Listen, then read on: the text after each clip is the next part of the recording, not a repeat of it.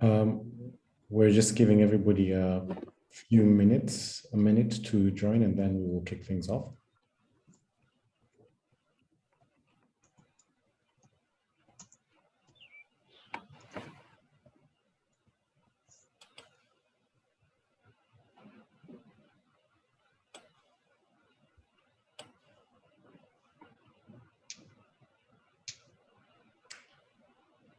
All right, take it away, Godfrey. Okay. Thank you, Simeon, and thanks everyone. I'll be kickstarting the code team as well as the code quality part of this. And in the first 10 minutes, I'll just try to summarize, everything else that we effectively achieved this PI. And in terms of positioning, just to lay the ground. So platform quality and security were one of the work stream that is actually doing cross-cutting concerns as well as the code team. And from inception, the target is really to, be an additional oversight team that improves the overall trustworthiness of the modular platform, and in line with some of the established principles from the level 1 project. And in terms of what we see as the key needs and the key problems that we addressed, it is really a combination of two things: is all the evolving security threats in the industry, and especially targeting mainly banking and payments, because that's where the money is. And also connected to that is the initiatives from regulators to ensure that all that are playing in this space, they take reasonable measures to really guarantee trust and protect the integrity of the system. So that's actually a common and usual problem within the industry itself. In terms of our measurements, in terms of when will we say this is actually done, it is when we have a trustworthy platform that can meet the market demands. And part of that is all the work that Leslie and team has been doing around the product council, and bringing those kind of like requirements from the market in terms of security and how the functionality of the platform should look like. And we actually achieved that by ensuring that we built everything by design, from V1, and now even with V2, we've actually embedded it as part of the core part of the architecture. And much of that is the work that we were talking about yesterday in Pedro's session. And also to ensure that we align that with best practice standards. We pick the ones that are the most relevant, because the nature of the modular platform is actually a little bit more unique. We're not a card-based platform where we could go ultra left for that. But overall, we actually want to guarantee that in any module loop implementation, there is reasonable measures and control taken to minimize the risk of a data breach, which will actually can lead into reputational repercussions for us. So that's actually what we actually gone into to say, when we done it right is when what we fear the most doesn't come to us. In terms of our expected impact, which we actually try to measure it multi-PI, and looking at where we started this phase, we've been taking on giant leaps. We've been starting to take on projects that actually can improve the platform significantly, and through that we've got 4 core areas that we've actually covered. So the first one is really ensuring that the out of the box module loop is able to give some sufficient level of surface protection, so that the smaller adopters can actually take it and actually run it, and they can actually have more time to refine it and build more of their security control as they customize it. So we just would like to make sure that we improve upon that. A lot has been done in that space, but there's a little bit of more gaps that we need to do going forward. And second point is really what we actually do to ensure that our initial implementers are not exposed to the risk. So we've developed it as the core team in Modular Loop. We know it better. So we actually work and align with them very closely to ensure that whatever is unique to the environment, we can help them navigate it. And also because we don't tackle the compliance issues at Modular Loop level, but we actually use the experience of having to work with them in all the regulatory landscapes that they're actually operating in. So that actually brings is the much needed insight to be able to make decisions on what we do best in the future. And thirdly, we're actually improving access control, because this is the heart of any payment system. We get it wrong, and everything else will collapse. So we're actually looking at, boosting, the existing measures with the FIDO, which is actually the current, market standard in terms of facilitating, authentication and authorization across multiple systems. So that will actually provide us much more needed, strong and risk-based authentication, which, there are many, many use cases, currently available where we'll actually connect that. And lastly, but not least, is really from inception, we actually, kept the platform easy. We didn't build much complexity, around cryptography, but now we actually, went through a cycle of, deciding on a method that is best, given the nature of modular loop. So we went through, the design sessions, we approved it by the DA, in terms of how we should introduce the cryptographic layer. And now we're actually in the deployment phase of that. So that will actually provide us, going forward for all the cryptographic functions, will provide us with an environment that is adaptable to satisfy all compliance requirements. In certain instances wherein modular loop will be connected to other external systems such as the card network or the ATM network, we might have be pulled to really perform our cryptographic functions following specific standards. So also in terms of the team structure, we're still remaining the same for the past, 2 PI. I'm the lead, and Amy, Victor, and Tom actually the contributors in this.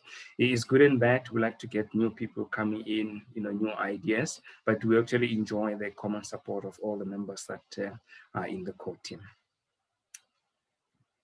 So in terms of the deliverables that we've actually packed here, we actually focus a little bit more on functionalities that we've built outside, the product functionality. And for that, we've actually focused predominantly on 3 things: getting the platform hardening, going from where we started, and the crypto model, as well as, working together with the implementation to enhance, their level of compliance with our standards as we see them, and then also for them to actually customize it to their own environment. So in terms of what we've put together as our targets, the first one, we have actually achieved about 70% of it, which is around ensuring that the overall modular loop platform, from the operating system layer to the database, as well as the Kubernetes clusters, is actually much more secure. But what is pleasing about that 70% is we used, mostly 80%. We used community contributors for that. And as you know, they'll come and go as they have time, which is a much more bigger achievement on our side. The second point around FIDO deployment, we have it up and running. We tested it in the lab, and it is actually 100% ready to start, rolling out, specific use cases. And much of what we've actually identified is in the business, operation framework work stream, and we'll speak to the team, to actually, see how we can align and pick 1 or 2 that we actually can start with.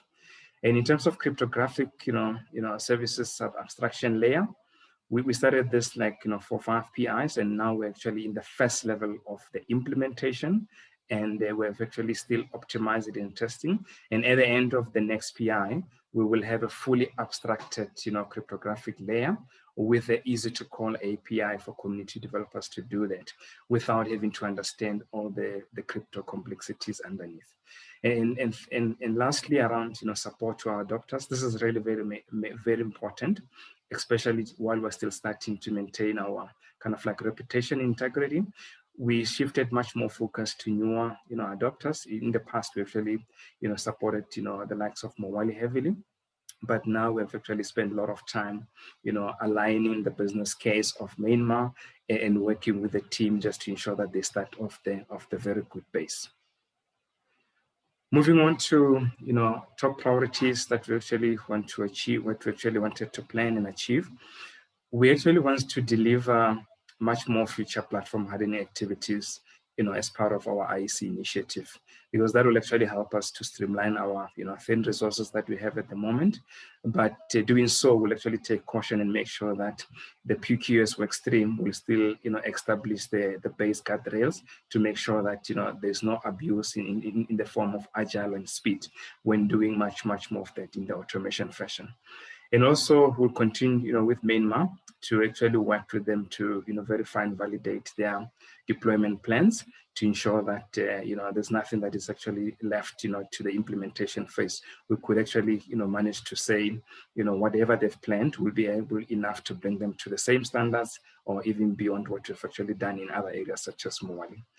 And also, already touched on this, is planning one use case for FIDO implementation, and we'll actually lean much more to, within the new functionality additions that are being added. We identify a couple of ones within the PSP, business operation, but we'll actually work closely with those teams to see what is best and feasible to start with.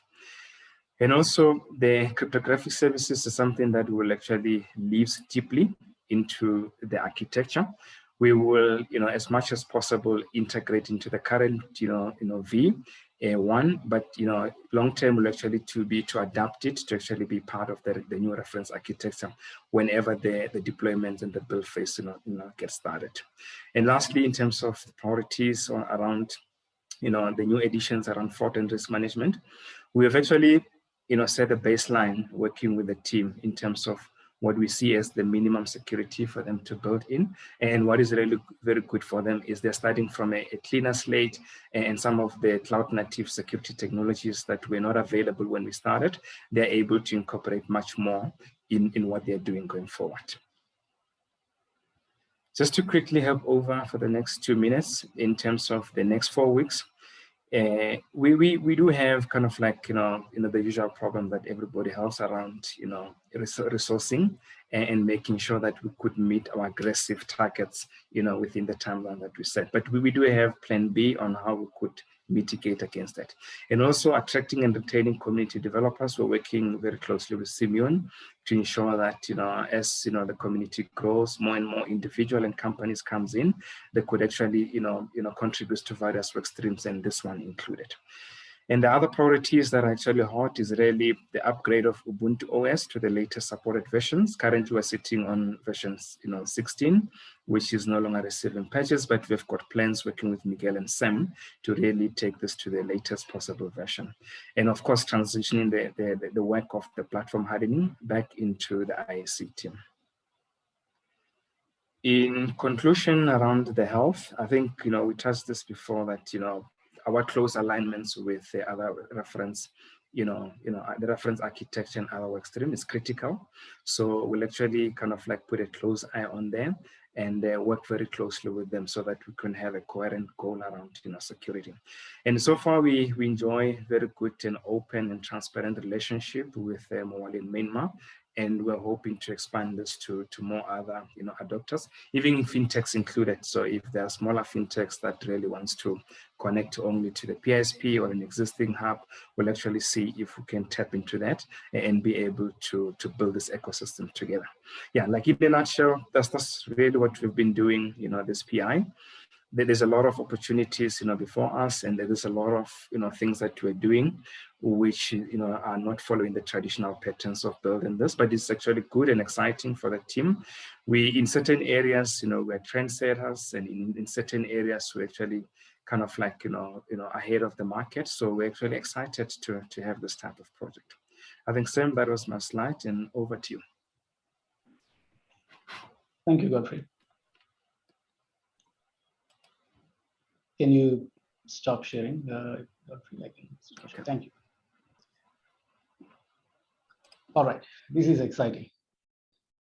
Welcome, everyone. So let's start looking at the core V1.0, what we're calling the maintenance and release team, and the testing toolkit team update.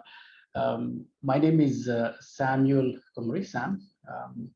I'm involved with the core V1.0 and various other work streams, including reference architecture, and also part of the community council, CCB, and other module reports. It's really exciting. I was just thinking a month ago that the very first PI planning event for Module Loop happened in June 2016. So we just concluded 5 years of Module Loop's evolution, level 1 project then. I won't go too much into detail about all of the phases, but just to say that and remind, we're in phase 5, PI 15.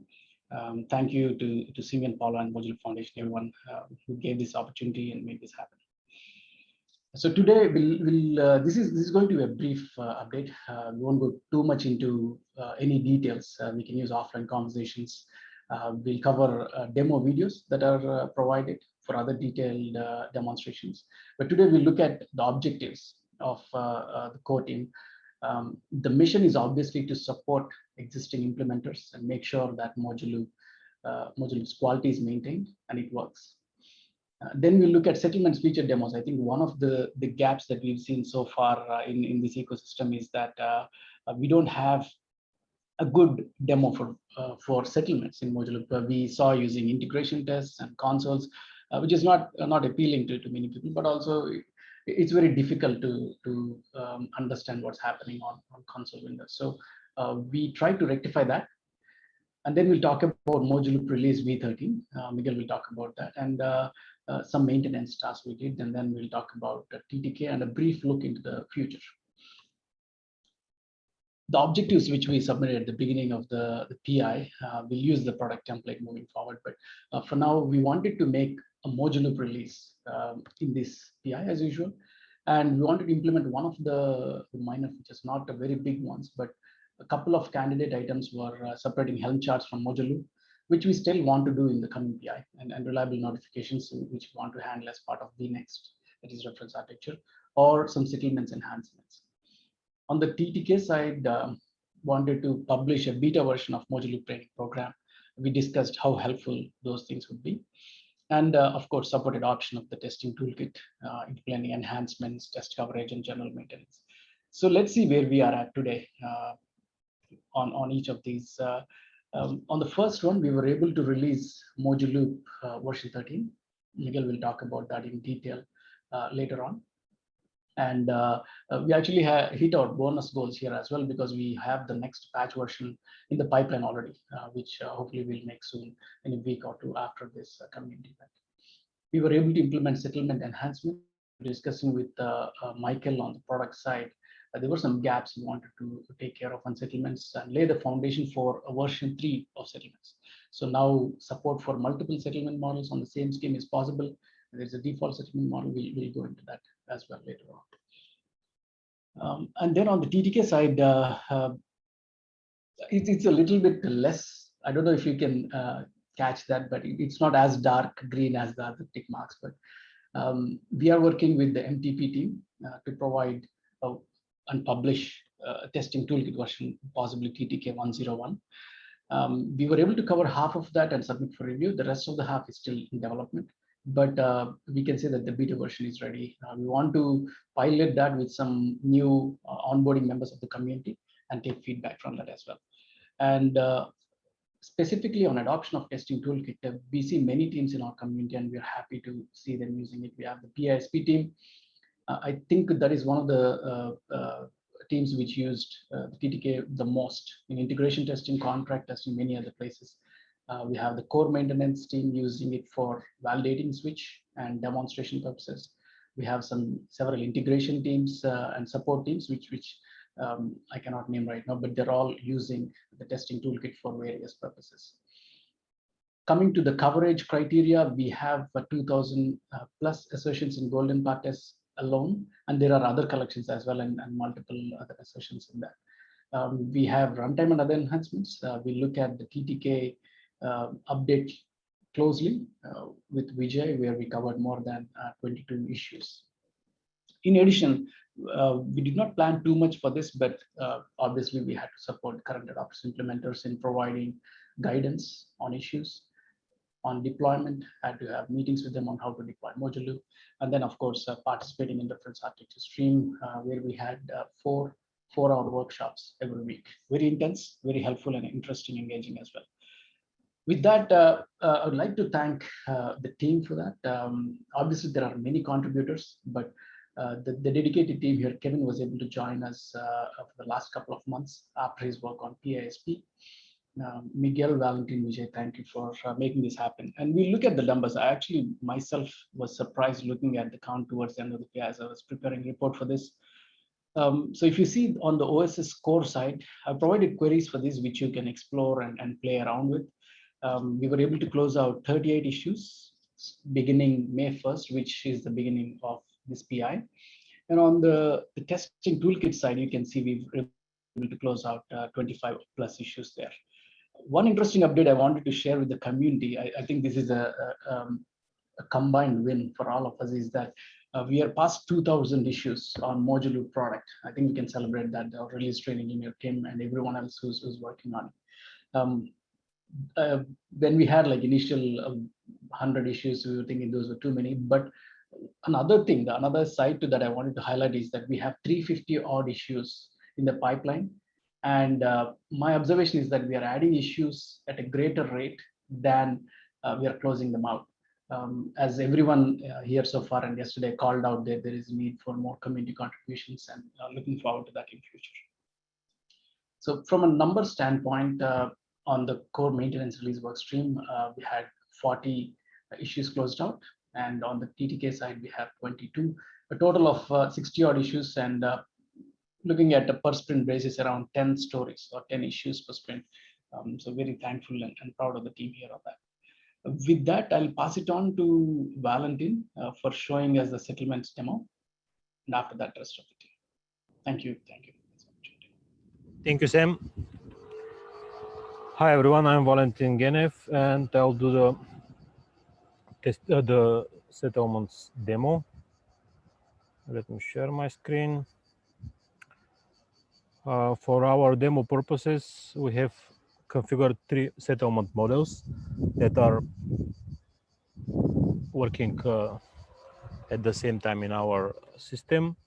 We have a default multilateral net settlement, which settles all transfers which are not in US dollar currency. And I'm saying that they are not in this currency because we have another settlement model, continuous gross settlement model, which will settle all USD transfers. And we have one settlement model, which is called interchange fee.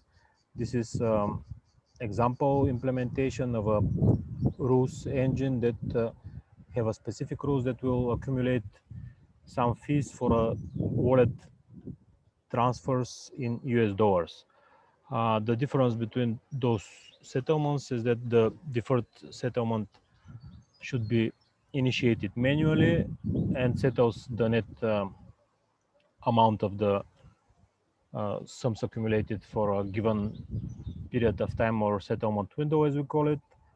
The continuous gross settlement model settles the default net settles the position transfer and captures the settlement amounts in the settlement account. The continuous gross settlement model settles the position account again and captures the movement in the settlement account, but it settles immediately after each transfer. So after each transfer, we have a settlement basically, and the interchange fee, as I said, it settles sums accumulated by some fees. It settles the interchange fee ledger account type and captures the movement in another settlement account called interchange fee settlement. For the demo purposes, we're going to use our mobile simulator in the testing toolkit screen. Here we have 2 wallet applications from Ping Bank application and Green Bank application. The Ping Bank application is going to be our payer, and the Green Bank is going to be our pay. Here we can see accounts that both pairs, both FSPs have in the system. The Ping Bank and the Green Bank, so they have Tanzanian shillings account and US dollar accounts in position and settlement accounts, and interchange fee only US dollars because we will show how this works in US dollars. So let's start with deferred net scenario. As I said, it's set as default settlement model, so any other currency except the US dollars will be settled with this model. We're making a query for a quote for a transfer of 100 Tanzanian shillings. We have some fees there. we're sending the quote and then the transfer. We have added some timeout so we can see the position movement in the continuous gross settlement. So we've made a transfer of 100 Tanzanian shillings. If we refresh the accounts, okay, I haven't refreshed from some time, I guess. Okay, now it's the position is 200. Let's make another one for 100 together with the fees. It's 100.5. We refresh, it moves with 100.5 Tanzanian shillings. If we continue to do more transfers, this will continue to move with the transfer amount. Nothing is settled. Have in mind that if you want to go deeper into the incoming and ongoing requests, you should have a monitoring tab opened, and you will see all the requests. So let's make a deferred net settlement. As I said, this should be made manually. We're executing a settlement, and you will see here the position has moved down to 0 and the settlement account sums were also updated. For the execution of the whole settlement process, when we press this button, this test collection is executed. Basically what it does is getting opening existing open window, closing it, then creates a settlement for the window, and then updates the settlement on its different stages. After the settlement is completed, it goes and adjusts the settlement account to capture the fund movement in those accounts with funds out and funds in operations. And as I said, you can see everything in the monitoring tab. For example, here is the settlement, the creation of the settlement, default deferred net, and the settlement window that we're using. So let's see once again what has happened with settlement in default deferred net scenario. We are settling the net amount that was accumulated after few transfers in the position account. The position is reset,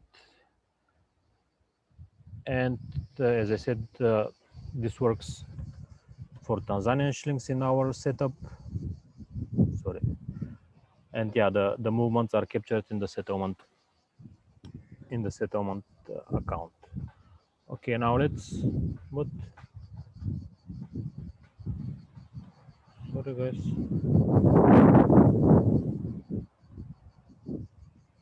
Okay. Now let's make another transfer with the continuous gross settlement. In this case, let me just clear the monitoring tab. We're going to make another transfer, this time in US dollars. We're getting the quote, proceeding with the transfer, and while we're waiting, I'll refresh. Here you see the account, the position account has moved after the transfer has been completed. If I refresh again, you see that the position is again back to 0. If we see here at the monitoring screen, we don't have any settlements except the get settlements, which is just to refresh this part of the screen. And you can see here that the interchange fee has accumulated some fees. If we make another transfer, also you can watch that the settlement account is changing respectively. We're proceeding.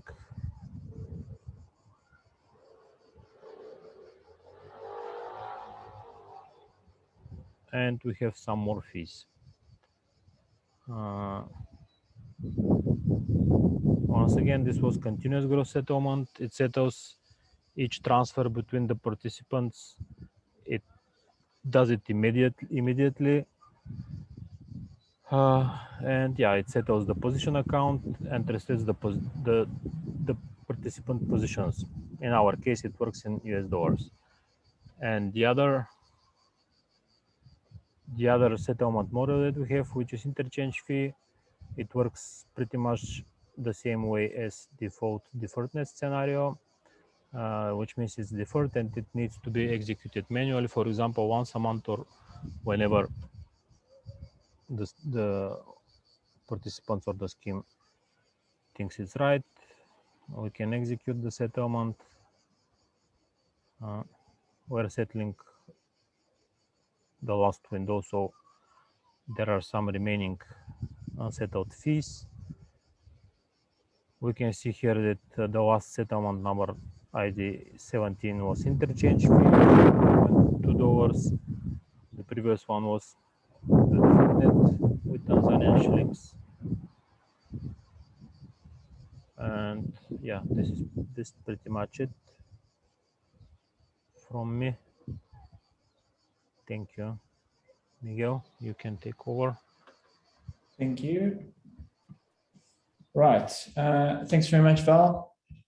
So this is an updated slide from the previous PI just to show where we are. I am going to start in the reverse order of the points. So basically point 3 is the changes introduced in the previous PI in version 12 release as shown in the picture below. We have the separation of functions for the CGS and the rule processing into their own distinct components and realignment of the component names to match their respective functionality. Point 2, this is now the default settlement functionality support that was just demoed by Valentin, and this is now available in version 13.0 release. And 1, we also need to update the settlement documentation, which is completed, but it has 1 or 2 minor review comments that are still being addressed. This was put on hold so the team can focus on the demos, etc. And for this convening, expect that to be available from next week. Moving on. So let's talk about the version 13 release.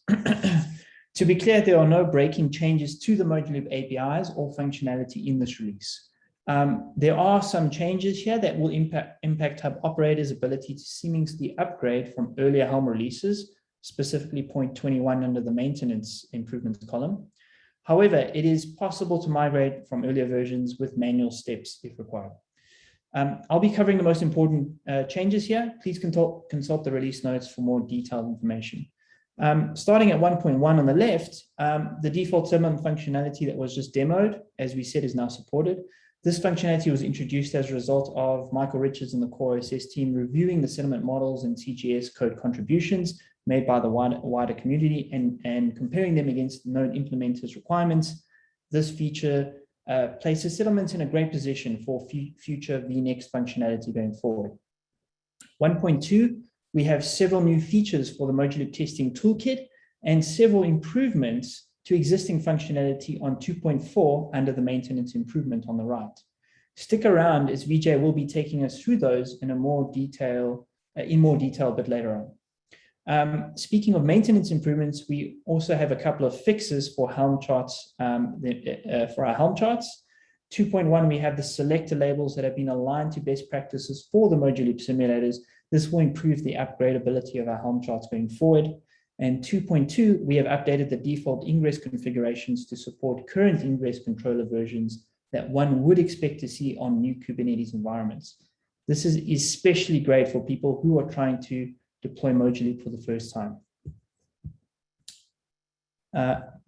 Right, so bug fixes. I would say the majority of the PI's effort was in the bug fix department, with the main functional fixes being 3.2, the account lookup service API requests for the get parties request by sub ID did not return the party sub ID or type in the response body. So this has been fixed. And 3.4, similarly, we have the quoting service which ignored the party sub ID type in the party request, in the party structure. We also have 3.12, which is settlements was not correctly calculating amounts for each of the settlement models based on the ledger account type entries. So the release roadmap. So this is very much a work in progress. As Sam mentioned earlier, we have 2 releases on our radar. On the left, we have the first being 13.01, which is just a maintenance release. And this is actually imminent. This has been put on hold once again to prepare for the convening, and it should be available next week. In this release, we have a fix for the default CGS functionality that was demoed earlier when combining a mix of different models, which has been fixed.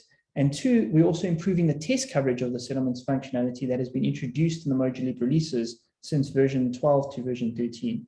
And this is actually how we discovered the first issue.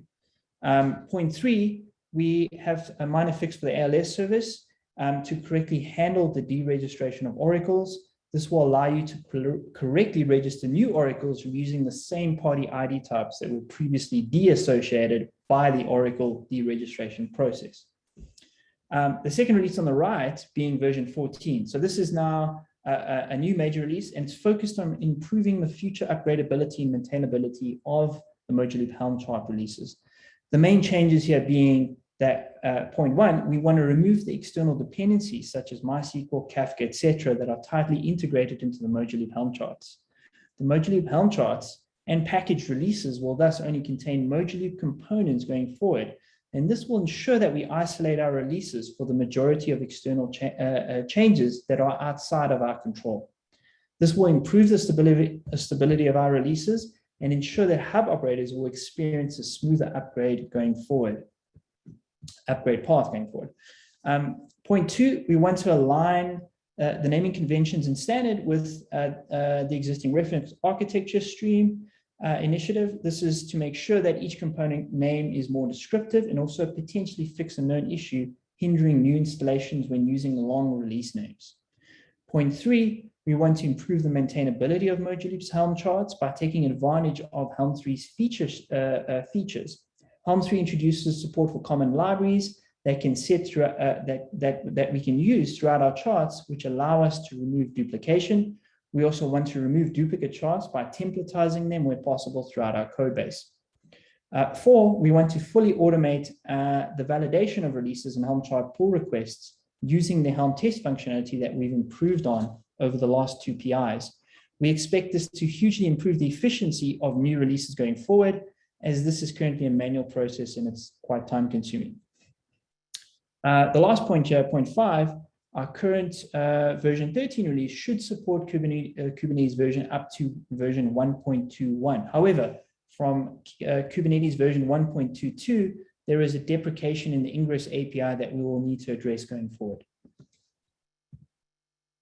And my last slide being about general maintenance and the bug. So in version 13 bug fixes that I covered previously, there were around 13 bugs listed.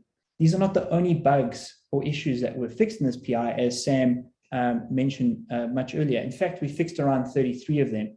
These issues covered everything from core functionality to documentation to infrastructure, where we have even migrated the OSS Kubernetes environment from version 1.13 to version 1.20 to test and make sure that our releases are working on modern versions of Kubernetes, and also test issues which cover both areas in the TT case functionality and improvements to our test cases. And of course, see the link below for more information and more detail. I'm going to hand over to Vijay now. Thank you. Thanks, Miguel. Let me share my screen.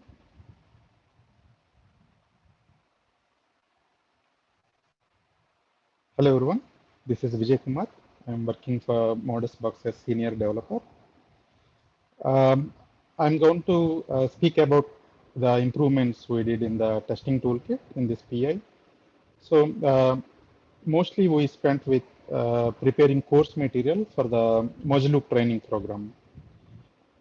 Sam will speak about that in more detail in the next slide. So other than that, we have addressed many bugs reported by core team and adapters of the testing toolkit. And also we got many requests for new improvements and new features in the testing toolkit, we could address most of them. For example, we did enhance in the mobile simulator for demonstrating settlement. You already saw a demo by Valentine. And then we updated all the versions of APIs. Those come with testing toolkit. And also we updated those versions in the test collections. Then we did many performance and functionality improvements. I will go through some of them in the demo. And coming to new features, there is an interesting feature asked by one of our QA team member, that is downloadable test case definition. So we can download a definition of the test cases. I will also show this in the demo. Yeah, let's see the demo.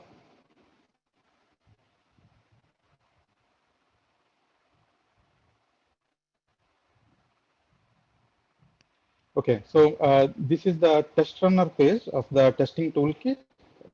Most of us are already familiar with this page. Through this page, we can import test collections and run the test collections. Here you can see a new button, download definition. So by clicking on this, we can download a HTML file which contains all the test cases in readable format, by a business user. So I will show you the format. So this is the HTML format. We can see all the descriptions of every test case and every request, and also the expected result, means assertions. So this is an initial version of the thought, and we are going to improve this in the next PI.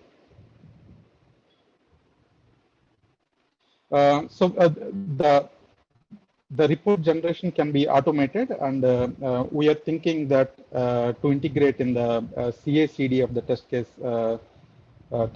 repository, so that we can anybody can download the definition of the test cases, which is in readable format by business users. And then one other improvement is here, we can download the test cases from GitHub repository directly. We don't need to clone the test cases repository and import it here. We can just click on this button and select the test case. And also here, we can select the version of the test cases. For example, if we are using Helm version 12.0.0, then we can select that version and run the tests against our switch deployment.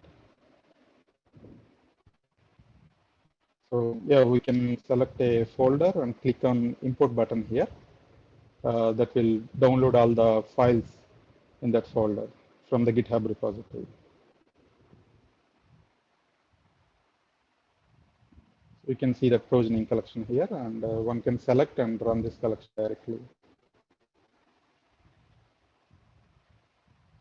And about the mobile simulator page, we included the settlement accounts here, and also we gave an option to select the settlement model. We can even settle the interchange fee settlement model, and we added an option to select the currency here. So yeah, these are the minor improvements in the testing toolkit. Yeah, from this I will pass on to Sam to speak about testing toolkit more. Thank you, Vijay. Let me quickly share my screen. So we're very thankful to the MTP team, the modular training team, for their continuous involvement, support, and feedback on the training course for the TTK, the testing toolkit. We're thinking it will be named TTK 101. Currently, it's in draft stage. We want to do some pilots, get feedback, and wait for review from the MTP and Hubble teams. If you are interested in testing it out or contributing, please let us know, Vijay or myself or Michael, and we'll be happy to have a meeting with you and go over. Just to give a quick overview, we want to, these are the high level things that we're trying to cover here. Things like introduction, background, and a quick start guide for business users. And I don't know if we grasp, but the demos that Vijay was able to show really helpful and abstract a lot of technology and complexity behind the scenes, where people do not even need to know or go to GitHub repositories. The testing toolkit from the UI page directly is able to get all the files and tests and show the user interface for those. So we want to cover some of that. Initially, we wanted to do 2 courses, but we want to start with one where we show using the testing toolkit. As part of that, we'll cover getting a quickly started guide, validating switch implementations, and accelerating development, how the TTK can enable that. And towards the end, there is advanced use cases. Wanted to cover 3 widely used use cases in this course to start with. The second course, once this is done, want to focus on how to extend the testing toolkit, like how Vijay showed how we were able to extend it for showing settlements, for the ISO hackathon, and things like that. So that's our essential roadmap. Is we want to see the TTK 101 published. Want to add, still keep supporting current adopters and feature requests for the next PI as well. As you can see on the right side here, we had, I think, a multiple requests this PI. We have more teams adopting testing toolkit, and with that come more feature requests and support requests. Trying to accommodate that. Hopefully, we can continue that for the next PI as well. A few things we are looking at is grouping and labeling of test cases as well. For example, if an IAC infrastructure as code based team wants to run a smoke test after deploying module, they should be able to select a smoke test label, and the TTK just runs those. So that's the kind of thing we are looking at, and they should be able to select, okay, let me run just settlement tests or just golden path tests, things like. So that's what we're trying to do here.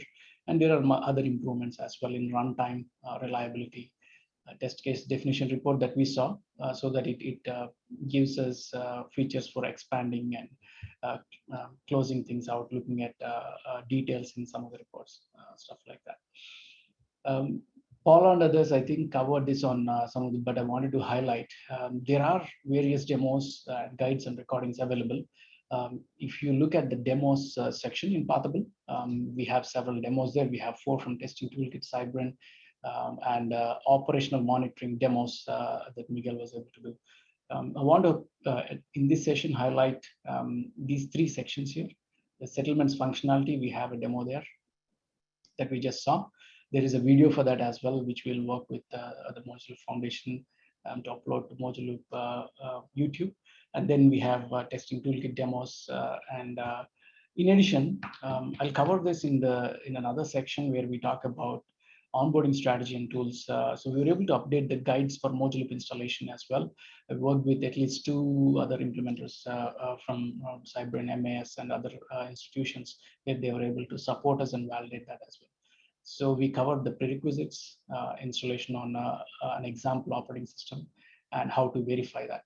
Thank you, Miguel, for doing that. With that, we'd like to close this session unless there are any questions. I'm not seeing anything on the chat. But if you have any questions, feel free to reach us out on Help Modular or ML OSS Devs channel, or even general channel for that matter, on Modular Slack, or any other forum that you prefer, or emails, anything that works. I just want to, in a few seconds, I want to cover some slides that we have in appendix here. You can go to the file section and find the PDF of our presentation today. And if there's anything interesting, or if you have questions or would like to dig deeper, please reach out. There is a reliable notifications design, our bug fixes pattern, our release mechanism, and a switch support functionality. Didn't want to go into too much detail, but all these slides are present in the appendix section. So as of PI 14, where are we with various modular use cases that includes PISP, and then some endpoints. This is a more detailed and technical view of the resources provided. This is another category of use cases supported, their resources. One interesting thing I think we covered on settlements V2 as well this time. The star here was showing that there was a change during this PI with simultaneous support for deferred and continuous modes. and various things like that. So this component architecture diagram as well is updated. This is the latest one as of PI 14. That includes some of the new handlers that we talked about here for deferred settlement and gross settlement and rules handling. With that, I think we are at the end of our session. Let me stop sharing. Is there any question from the panelists here? I don't see anything on the chat. Thank you, Matt. Thank you. If not, thanks, Godfrey. Simeon, over to you. Thank you so much. We'll bring that session to an end, and we will hop off to the next session at the top of the hour on documentation, onboarding, and sandbox. Thank you all. Thank you.